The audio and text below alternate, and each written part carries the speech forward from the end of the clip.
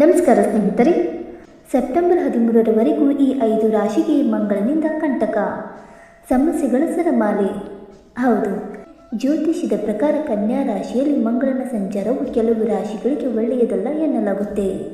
ಈ ಸಮಯದಲ್ಲಿ ಈ ರಾಶಿಯವರು ಅನೇಕ ರೀತಿಯ ಸಮಸ್ಯೆಗಳನ್ನು ಎದುರಿಸಬೇಕಾಗಬಹುದು. ಹಣಕಾಸಿನ ಸಮಸ್ಯೆಯ ಜೊತೆಗೆ ಆರೋಗ್ಯವು ಕೈಕೊಡಬಹುದು. ಹೀಗಾಗಿ ಸೆಪ್ಟೆಂಬರ್ 13ರವರೆಗೆ ಯಾವ ರಾಶಿಯು ಹೆಚ್ಚು ಜಾಗರೂಕರಾಗಿರಬೇಕೆಂದು ತಿಳಿಯೋಣ.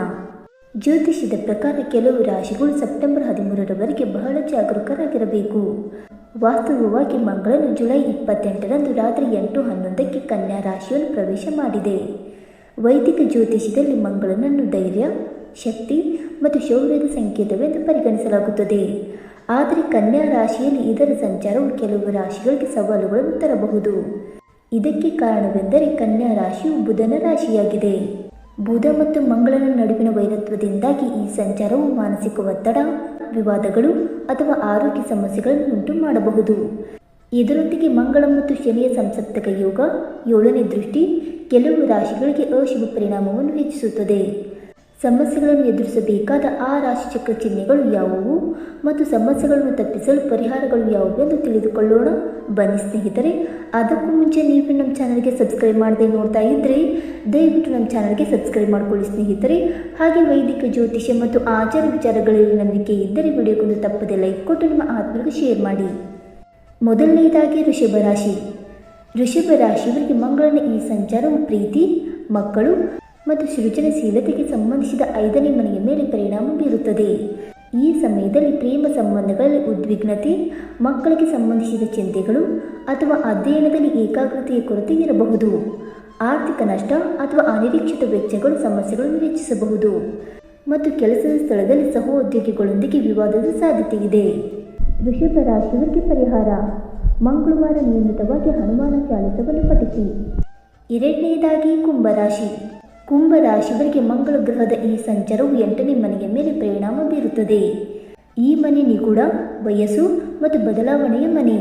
ಈ ಸಂಚಾರವು ಮಾನಸಿಕ ಒತ್ತಡ, ರಕ್ತ ಅಥವಾ ಹೊಟ್ಟೆಗೆ ಸಂಬಂಧಿಸಿದ ಆರೋಗ್ಯ ಸಮಸ್ಯೆಗಳು ಮತ್ತು ಪ್ರೇಮ ಸಂಬಂಧಗಳಲ್ಲಿ ತಪ್ಪು ತಿಳುವಳಿಕೆಗಳನ್ನು ತರಬಹುದು. ಷೇರು ಮಾರುಕಟ್ಟೆ ಅಥವಾ ಅಪಾಯಕಾರಿ ಹೂಡಿಕೆಗಳಿಂದ ನಷ್ಟದ ಸಾಧ್ಯತೆ ಇದೆ ಮತ್ತು ಮಕ್ಕಳಿಗೆ ಸಂಬಂಧಿಸಿದ ಚಿಂತೆಗಳು ಸಹ ಹೆಚ್ಚಾಗಬಹುದು. ಇದು ನೀವು ಜಾಗರೂಕರಾಗಿರಬೇಕಾದ ಸಮಯವಾಗಿದೆ. ಕುಂಭರಾಶಿಯವರಿಗೆ ಪರಿಹಾರ: ಮಂಗಳವಾರ ಹನುಮಂತನಿಗೆ ಸಿಂಧೂರ ಮತ್ತು ಮಲ್ಲಿಗೆ ಎಣ್ಣೆಯನ್ನು ಅರ್ಪಿಸಿ. ಮೂರನೆಯದಾಗಿ ಮಿಥುನ ರಾಶಿ. ಈ ಮಂಗಳ ಗ್ರಹದ ಸಂಚಾರವು ಮಿಥುನ ರಾಶಿಯ 4ನೇ ಮನೆಯ ಮೇಲೆ ಪರಿಣಾಮ ಬೀರುತ್ತದೆ. ಈ ಮನೆ ಕುಟುಂಬ, ತಾಯಿ ಮತ್ತು ಆಸ್ತಿಗೆ ಸಂಬಂಧಿಸಿದೆ. ಈ ಸಮಯದಲ್ಲಿ ಮನೆಯಲ್ಲಿ ಉದ್ವಿಗ್ನತೆ ಹೆಚ್ಚಾಗಬಹುದು, ತಾಯಿಯ ಆರೋಗ್ಯ ಕುಸಿಯಬಹುದು ಮತ್ತು ಆಸ್ತಿ ಸಂಬಂಧಿಸಿದ ವಿವಾದಗಳು ಉಂಟಾಗಬಹುದು. ಮಾನಸಿಕ ಅಶಾಂತಿ ಮತ್ತು ಹಠಾತ್ ವೆಚ್ಚಗಳು ಸಹ ತೊಂದರೆಗೆ ಕಾರಣವಾಗಬಹುದು.